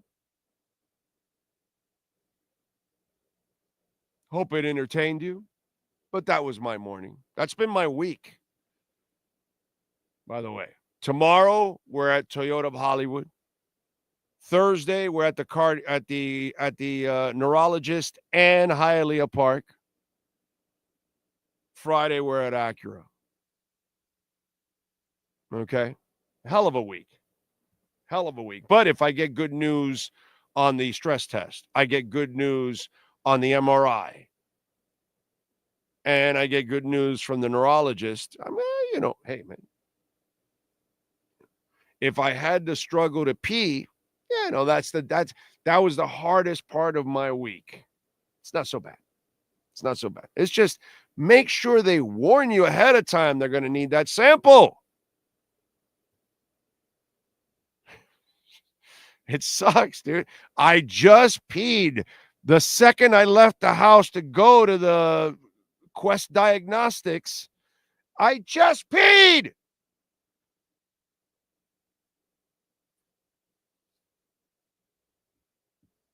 Anyway. Pat in Nashville, you are correct. One of the best films ever by one of the best filmmakers ever in Mel Brooks. One of the funniest men to ever live on planet Earth. Mel Brooks. Let's see. I have not gotten my shingles shot. No, I have not. And thank you for reminding me. I got to tell the wife about getting my shingles shot. Because I can't screw around with that shit. You got to get the shingle shot now. Because then when you do get shingles, then you're in the shitter. Because you didn't get your shingle shot. So if you got to get your shingle shot so you can avoid being in the shitter. Okay? So stupendous idea by you and reminder that I need to get my shingle shot so I don't end up in the shitter. All right. Let's see. Devin Jordan. Yeah, no, Devin, there was a race car driver named Dick Trickle. And today, I was NASCAR all the way, baby. Let's see. Captain Saki is in Tarpon Springs. Anthony Kyle Campos says, thank you for introducing me to BurgerFi, one by my apartment in Dadeland, Pinecrest area. Oh, I go to that one all the time. The two BurgerFis I go to are the one in Doral, right off the turnpike and across from Dolphin Mall, because I'm coming from that area usually from the north. So I usually go by there. And so I'll just stop there. I'll pick up a BurgerFi there. Or if I'm more at home, then I have to go more down south, and I'll go by the falls with the wife. We like to go to the falls, walk around, all that kind of stuff. So we'll go by the one right by where Fuddruckers used to be. That shopping center that you pulled into that BurgerFi, the original Fuddruckers was there in that place. It was a big Fuddruckers. It was beautiful. It had pool tables and arcade games and all kinds of stuff. It was a standalone. It's gone now, obviously, but that's what that shopping center where the Kmart was, or is it still there? No, it's gone, right? It's something else. It's another store there now. But it used to be a Kmart and the Fuddruckers there. So now the BurgerFi is there. Remember, fat people know food. Don't mess with us. We know our food. Let's see, what else do we have? Oh, is a dog from the neurologist straight to having a show? Yeah. I mean, I came from a stress test and did the show yesterday. Okay, so we don't. Hey, I'm dedicated, man, because I do the show. Like I tell you, for the Captain Sakis of the world, I do the show for the Anthony Kyle Campos, the Think Blue Dodgers. I love you all, man. That's I'm dedicated to doing it. And sometimes my wife goes, it's your show, why are you in such a hurry to be on time? Sometimes, because sometimes I am in a hurry to be on time and all that. And I go, because people count on the show. So there'll be people that are going to be there live. I should be there. And and people like Lucas there that I see, people like that are dedicated. This is why I do the show. Tell you guys this now all the time, so no matter what I got to do, I'm going to do everything I can to be here for you guys as much as I can. Let's see. You should just take a dump and have them sample that. Oh, I did that too. That was earlier in the morning, if you must know. But the number one was the real problem. I had just done it like like a normal human being, I'm preparing for the show in the studio. Okay, I've got my appointment to take my blood out at 8:50. Okay. So I've been preparing since 7 in the morning. All right, so I'll take off now. Okay, let me go to the bathroom. Oh, I got to go to a meeting. Let me go to the bathroom, like any normal person. Like I'm sitting here. Oh, I got a feeling. Woo! So, I black-eyed peed the thing. And then when I get there, they're like, yo, you got a boom, boom, boom again. And I'm like, come on, dude. Not fun. No, it's not fair. It's not fair. It's just not fair. By the way, there's not a lot of 58-year-old hosts that can, intertwine all that kind of shit that I do all the time. Just want you to know. Most of them cannot do all that kind of stuff. Just want to throw that out there. They're not going to be throwing any black-eyed peas in the middle of a thing. You know what I'm saying? Try to find some guys that are close to 60 doing that. Brett says, a buddy ran some apple juice one time, a urine sample during a physical. Even better, when the nurse said it looked like kind of cloudy, he said, let me run it again, and drank it.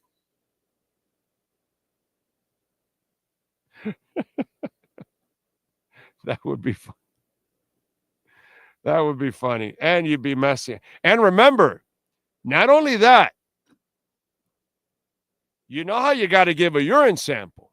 So think about this, okay? I think I've talked way too much about this. But it's good to know, right?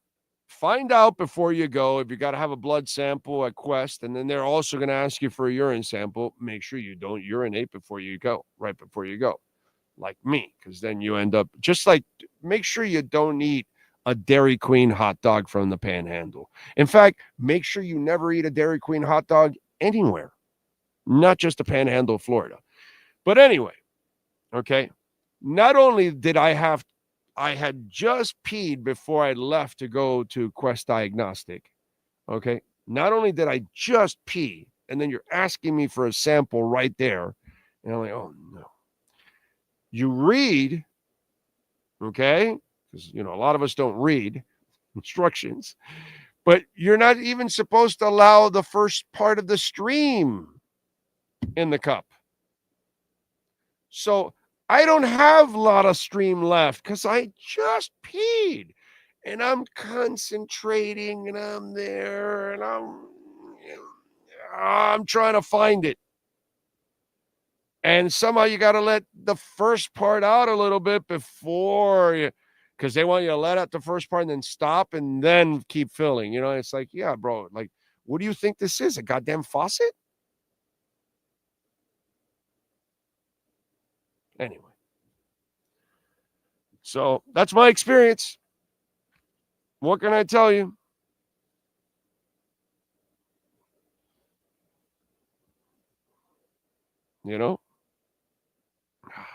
Lucky I had the Big Cheese. BigCheese.com. BigCheeseMiami.com, actually. 305-662-6855. Lasagna, baked ziti, sauteed chicken. Go treat your friends, your family members, that loved one. Go try some of the greatest Italian food you will ever have. Fresh. All the pasta shipped from Italy. Cook fresh daily. Go see all the great people out there. They will take care of you. Gary and all the amazing people out there. And Billy, we miss you, my brother. We just lost Billy, and Billy and Gary put this thing together 40 years ago, and Billy's spirit will live on forever. This was his vision. This was his baby.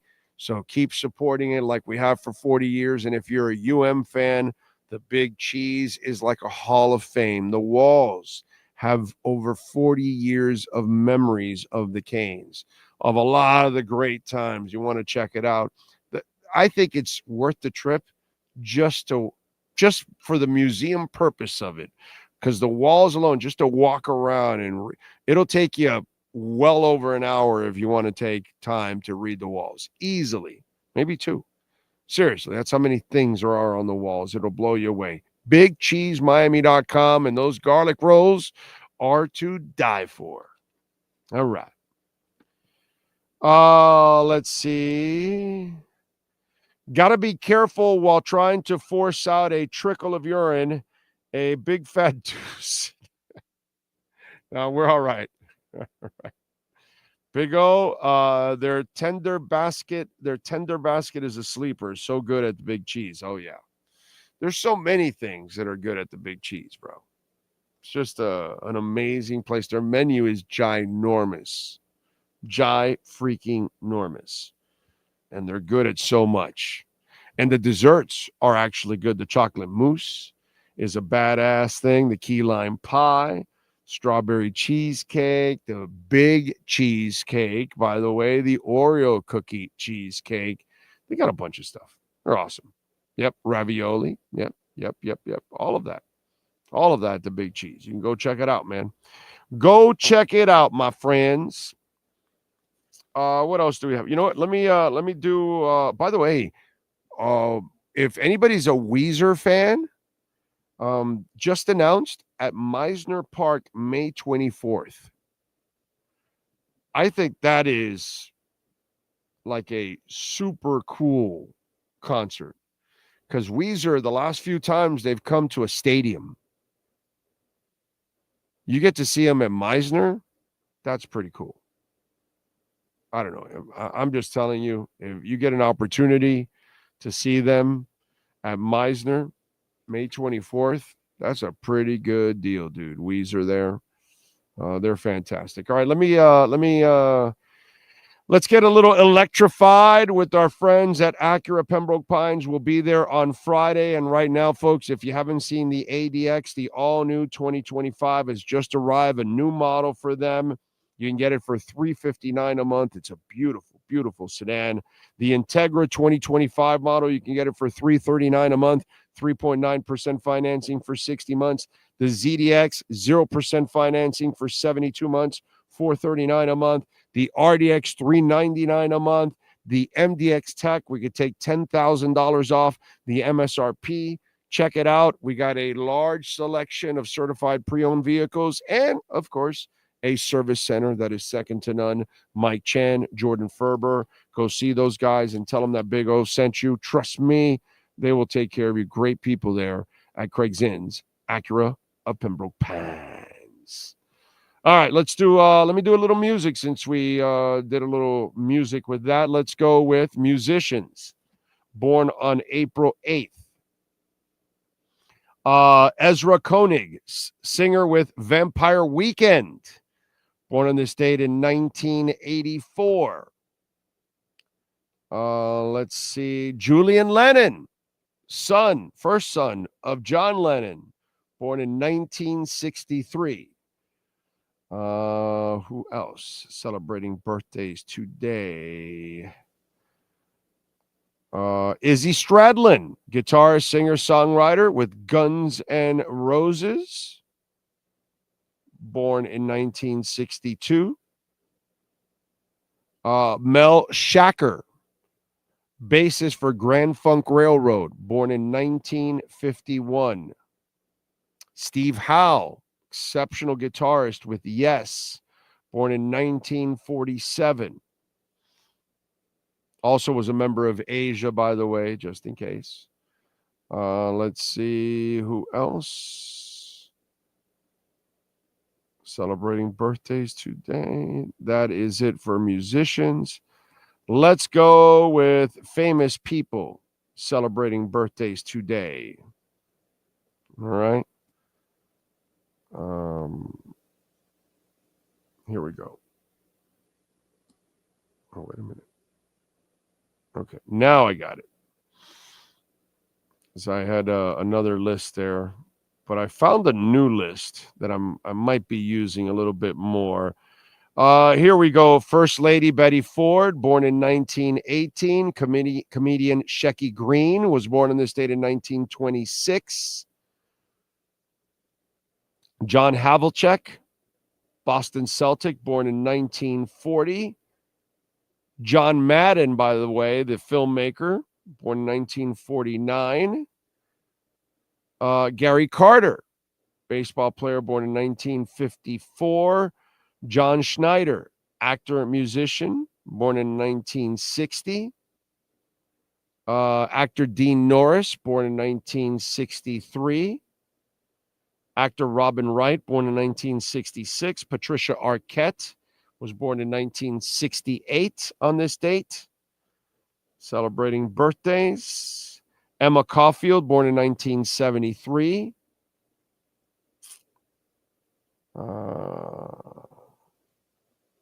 And that's it for famous people.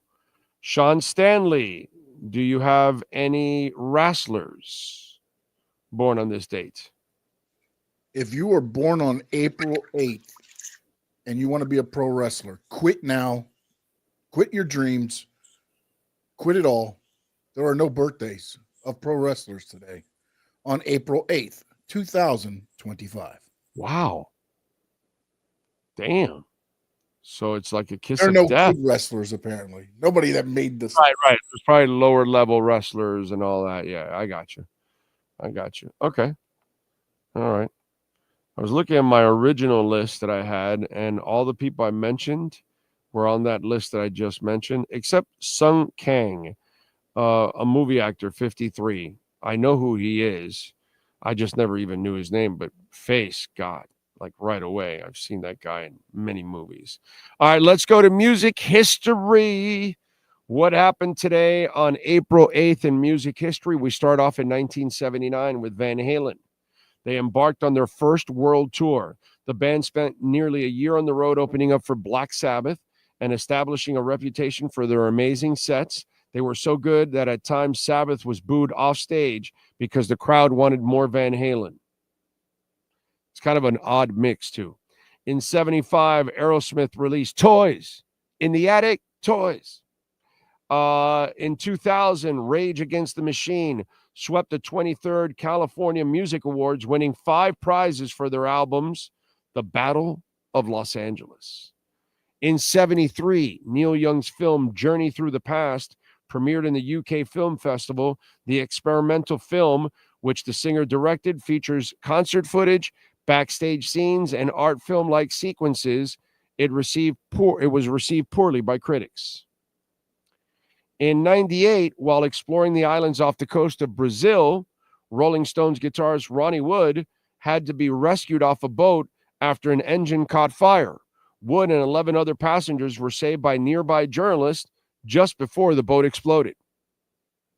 So what's wrong with the paparazzi? Huh?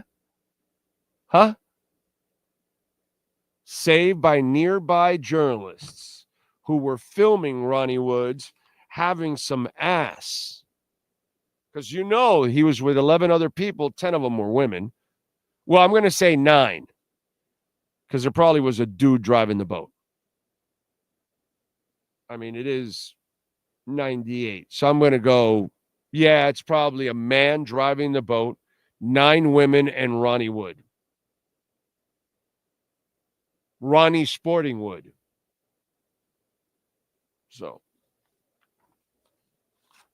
anyway, there we go. Let's see, what else do we have?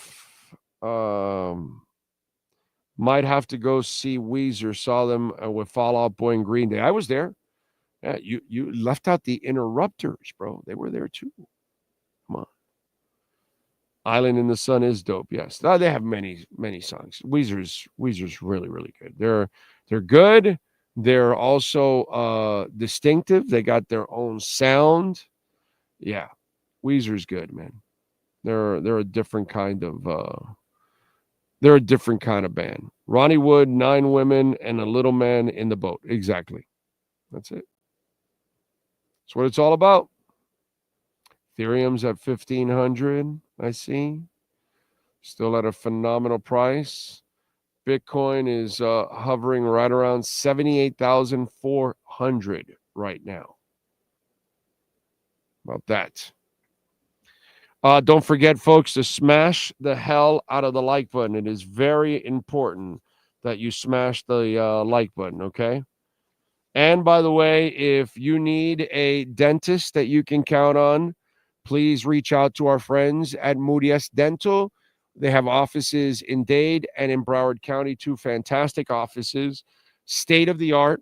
I tell you all the time, like if you go do a crown or something like that, they'll take the measurements and then they'll tell you, hey, we'll see you in a week or 2. We'll set the appointment in 3 weeks and we'll send it out to get made and all. At Moody S Dental, they'll take the measurements and they'll have the machine in the back make it for you within minutes. It's a beautiful thing. They don't want you to waste your time to have to make another appointment to come back. You have to work. You have a family. You got things to do. And Moody S Dental, they understand that. So not only do you get the family service and attention that you deserve because they are family oriented there. My wife, my daughter, my mother-in-law, and me, we all go to Moody S Dental. So we trust them with our entire family. You can too. So if you live in Broward, call our plantation office at 954-692-6825. Hialeah, 305-821-0231. Tell them that Big O sent you, man. They are great people. They will take care of you. It's great for your kids, by the way, because I know it's not easy to take the dentist to the kids. Or if you're just looking for some dentists that have that slow hand, you're looking for that dentist with that easy touch. You know, you want somebody that won't put you through pain and coming home in a heated rush. You know what I'm saying? So call my friends at Moody S Dental. They'll get it done. All right? They'll get it done. Louis Benito, hello to you, sir. Hello to Aquavision joining us on the show. Thank you all out there. As always, don't forget you can make a donation to the show, Cash App or Venmo at Cash Big O Show. That is Cash Big O Show, Cash App or Venmo. And you can make a Bitcoin or Ethereum donation. And you can make a Chainlink and Solana on Venmo, actually, which is a trip. And, of course, you can help send us to Spain, which would be very nice. Would be pretty cool to do our first international show from an international Dolphins bar. I mean, you can't beat that. That's going to be cool if we can pull that off and go to Spain and do it from a Dolphins bar in Spain. That would be very cool. Very cool. Very cool start. And we got to, of course, do more. I will not, I will sleep restless until I do a show at a pub in London with Dolphin fans. I have to do that. I think Mexico too. Mexico's the other one also that I want to go to. Because I deal a lot with online, emails or DMs or whatever with either English or Mexican fans. A lot of them. I get some others from different countries once in a while. Germany, it's a couple. Brazil, Canada. Actually, Canada's quite a few, actually. But I don't know about any Dolphin bars in Canada. But to do a Dolphin bar in Spain, that's just stupid. That's just crazy stuff. That's ridiculous. That would be absolutely awesome. So there it is. Use the QR code. And if you're listening to the show, you can go to our Twitter page, our Facebook page, our Blue Sky threads. The link is there somewhere on our timeline. You'll find it. And I appreciate it. We appreciate it, Sean and I, because obviously we both want to. This is the one trip that we want to make. This might be a really rough season for us, but this might be at least the one moment that might be a nice high for us. You know what I'm saying? So, Brett says, suggest you go to an English pub that brews its own beer. I did, and it knocked me on my ass. Well, I still got a broadcast, so it's not like I can go in and just, hey, what are we here for? Oh, that's right. The Marlins are playing. I can't do that either. So but yeah, I could probably go try it, but not to the point that's going to kick my ass, because I still have to kind of like talk. You know what I'm saying? Anyway, I don't like getting wasted. That's no fun, especially alcohol. I mean, I don't get wasted at all anymore, but alcohol is not something that it just is not fun. Coming down off of alcohol I learned that lesson decades ago, and man, I rarely ever even get buzzed with alcohol. Put it that way. It's just not my thing. Not my thing. I've kind of had enough of it over the years, in my early years. After that, I decided, like, yeah, I think we're going to call that a day. NFL wise, I don't see any real breaking news. Really, no Dolphins news, by the way, unless you guys, is there anything I've missed? Sean? I haven't seen anything Dolphins wise that is out there. Commanders, by the way, added Wes Welker to the coaching staff. So former Miami Dolphins wide receivers coach is joining the team as a personal analyst. He had worked as receivers coach for the Niners from 19 to 21, most recently with the Dolphins from 22 to 24. And he has familiarity with GM Adam Peters and offensive coordinator Cliff Kingsbury, likely played a role. Cliff, Texas Tech, all that kind of stuff. And gives Welker a chance to expand his resume as a coach and front office member. So what does that say?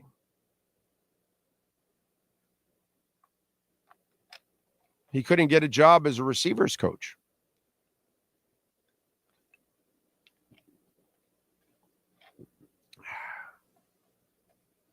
Just wondering.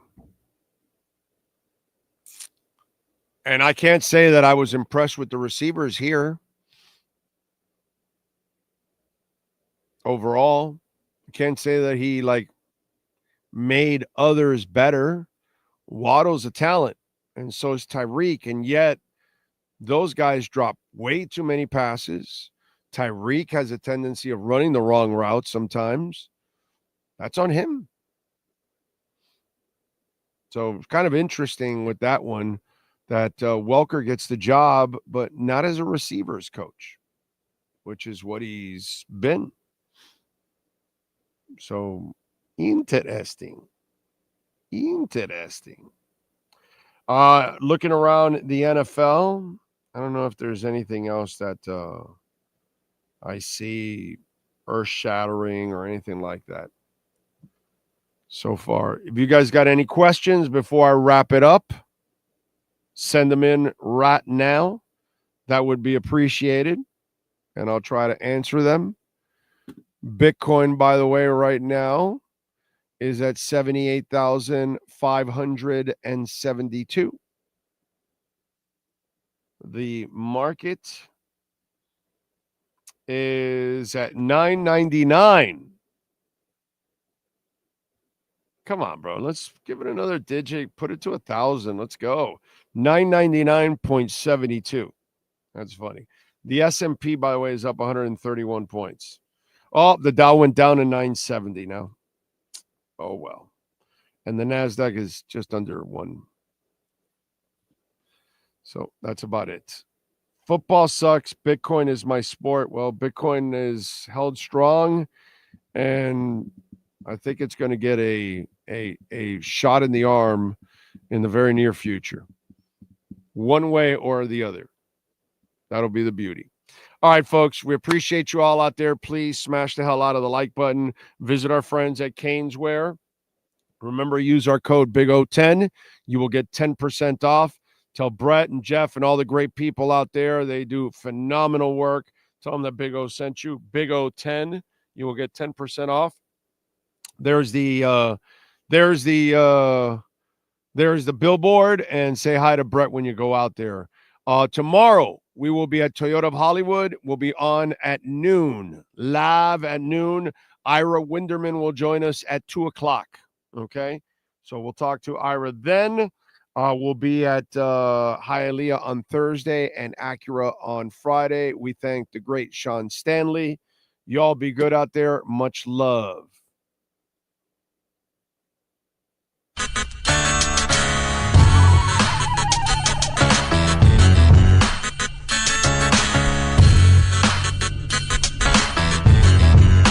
This is the big